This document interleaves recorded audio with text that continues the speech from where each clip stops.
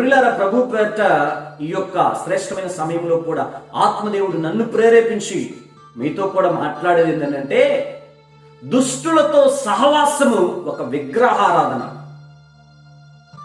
Praise the lord. దుష్టులతో సహవాసము ఒక పాపిష్టి పని. దుష్టులతో సహవాసము దేవునికి అసహ్యమైన కార్యం. దుష్టులతో సహవాసం దేవునికి కోపము రేపించే పని.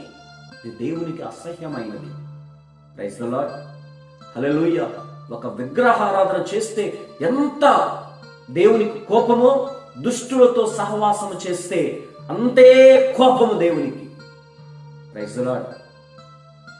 ప్రభువారు ఒకప్పుడు శాపముతో లేకుంటే పాపములో ఉన్న నిన్ను ప్రభువారు ఏర్పరుచుకుని బయటికి తీసుకువచ్చిన తర్వాత నిన్ను పరిశుద్ధునిగా చేసి బాప్తీసం తీసి రక్షణనిచ్చి ప్రశస్త వస్త్రము ధరింపచేసి సంఘములోనో సమాజంలోనో ఒక స్థానంలో నిలబెట్టిన తర్వాత మరలా నీవు ఆ దుష్టులతో సహవాసం చేస్తున్నావు అని అంటే మరి దేవునికి కోపము రాదా?